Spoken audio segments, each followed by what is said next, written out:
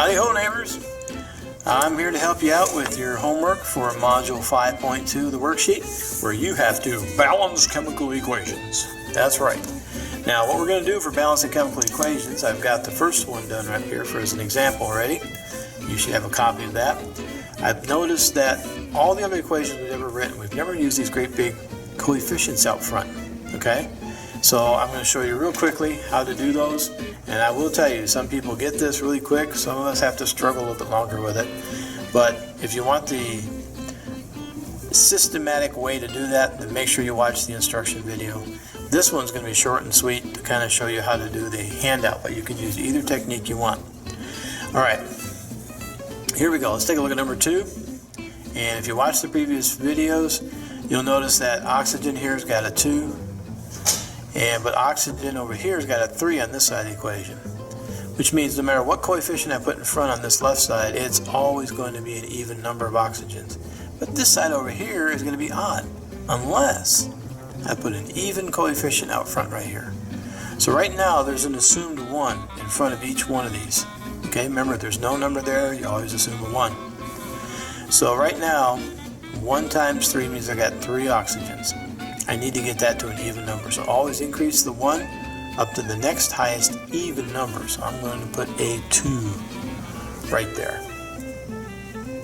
So now I've got 2 times 3. I got 6 oxygens. So that is going to be a lot easier for me to make this side balance it. Okay, in fact, let's go ahead and do that. 2 times 3, I got 6 oxygen on this side. I need 6 oxygen over here. So what number right here, what coefficient, times 2 would give me the 6 to match that side? And of course that would be a 3. So now I got 3 times 2, or 3 groups of 2 oxygens, that makes a 6. And over here I got 2 groups of 3 oxygens, that makes 6. So the oxygen is the same on both sides. That's what you want, that's balancing. And now let's take care of that iron. I've got 2 times 2, I've got 4 irons on this side, and I need 4 on this side. And remember, there's no numbers, so you assume 1s.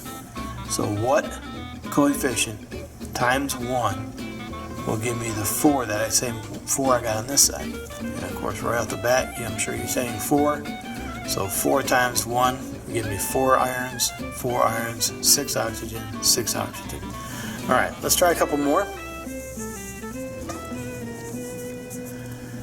Let's try number 3 here. That can be kind of challenging. It looks pretty big.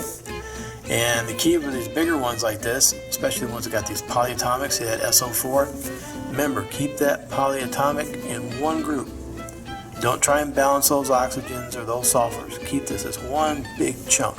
Balance the whole SO4. Okay? So speaking of that, I've got 3 of these groups of SO4s on this side. So I got 3 SO4s. Or this is also known as sulfate. So I got 3 sulfates. Over here I've got just 1 sulfate. I need 3 on this side.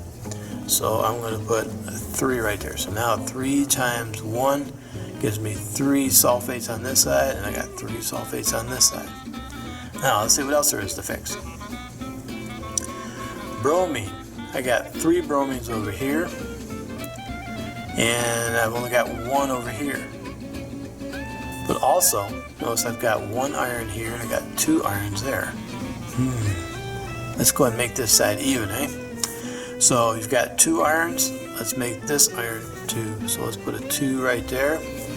So 2 times 1, I've got 2 irons. I've got 2 irons. Now I got 2 times 3, 6 bromines. I need to get this side up to 6 bromines. So what coefficient times that 1 bromine gives me 6? Of course, it would be a big 6 right there. Alright, let's double check everything. I got 2 irons, 2 irons, 6 bromine, 6 bromine.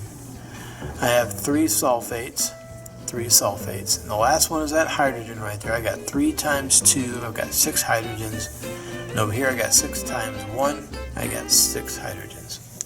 Okay, if you need any help, shoot me an email.